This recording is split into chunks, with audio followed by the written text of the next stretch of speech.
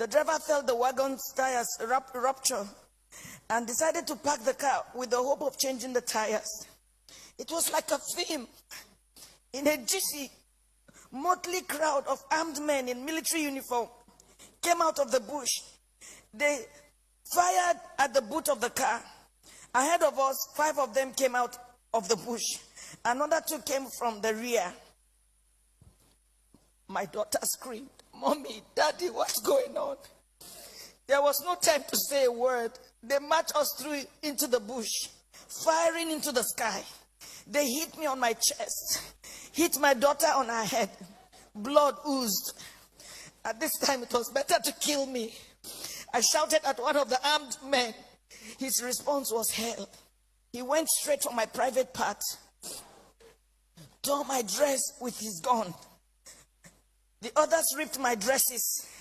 I was left with my undies. My husband and my daughter started crying. 2 of them dug their teeth into my breasts. While attending a secondary school in Adamawa, I had lived with some fulani, so I understood a few fulani words. I started pleading, at least for my daughter. To my shock, at gunpoint, they removed the dress of my little girl. One of them carried her on his head as a baby, as my baby struggled, shouting, "Daddy, Mommy, what's going on? Help me!" I could not help myself. We marched for 9 hours. I was half naked. My daughter was totally naked. Her tears was like a stream of blood on her cheeks. Our phones had been seized. We ended up in an ungoverned region in the thick of the forest. We met a well-organized group. There were some kidnapped victims. I saw 2 women, 2 ladies and 3 men. There were some people with their legs chained to trees.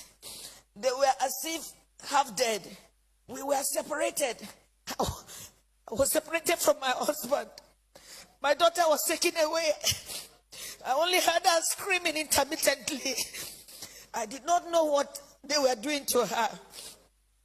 These men, now about 2 dozen, had a full kitchen. They had a huge camp and a traditional medical team. How can they say they don't know where these people are? How can they say that? But the camps appeared isolated from each other. We heard noises afar, indicating it might be nuclear settlements of camps. Right in my presence, I saw them pack the remains of a woman. They took her and buried her a few meters away from us. She had tribal marks. I cannot describe the agony of 6 days in captivity in this little piece.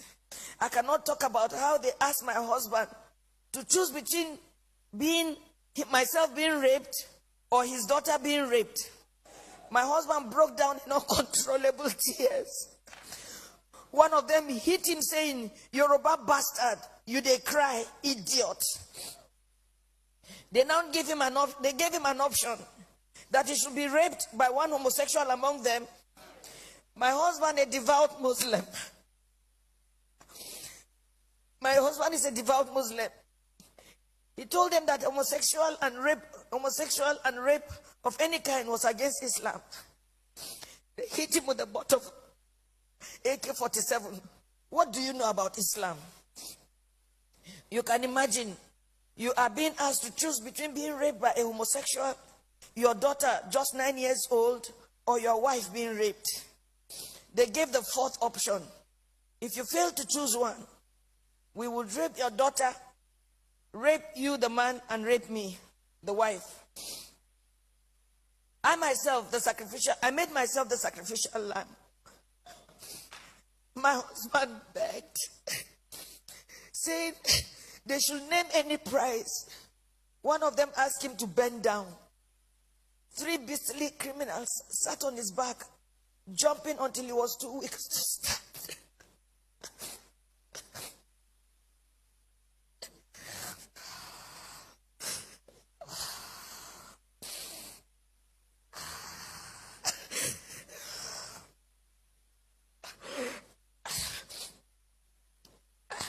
I was not allowed to put on any additional clothes. Imagine they rape you all night and they stop you from putting on any clothes for 24 hours. The rain fell once.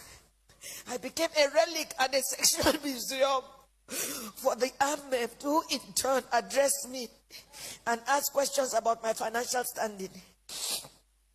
New Fulani men joined the camp. They organized military training for the new Fulani men that came, teaching them how to shoot and walk through circles of glowing fire. They were not released until after 6 days. We were not released until after 6 days. We had to walk the same zigzag journey back to the main road, our eyes blindfolded. During the negotiation to pay, they said the money was not for them alone, that they had to settle those who sent them. For me, I see a thriving organized crime supported by powerful political interests. Now, I do not think we were released to freedom after paying a whopping 8 million naira. I do not think we can ever be free. We can never be free from the anguish, the psychological trauma, the nightmares we suffered, the occasional fits of my daughter, her waking up at night behaving strangely, her asking the same question over and over, "Mommy, Mommy, why? Why?" And I do not have an answer. In my life, I have never passed through a torture chamber like this. I do not think any society should let this happen. I do not know the fate of those we met and about 7 other people brought during the 6 days we were in captivity. What I saw was a nation that has collapsed, but pretends she lives. A people on life support. Crime is not restricted to Fulani people alone. We have Yoruba criminals, but I don't think Yoruba criminals are this beastly. These elements are savages. I can't imagine Yoruba thieves going to Sokoto or Maiduguri to kidnap Fulani people and keep them in their own bushes. It gives me mental torture that this is happening, and some people are even trying to justify or look for excuses. Well, as a devout Muslim,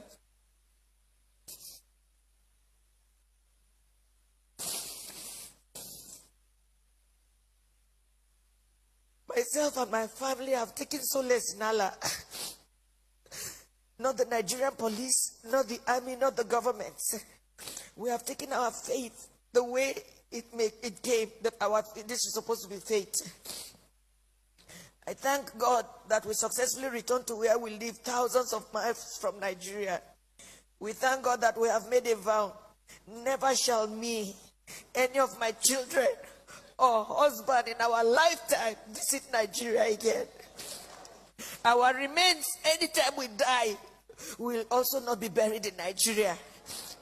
It was a suggestion my daughter made, which we all adopted. I pity the country. I pity her people who continuously walk like the living dead.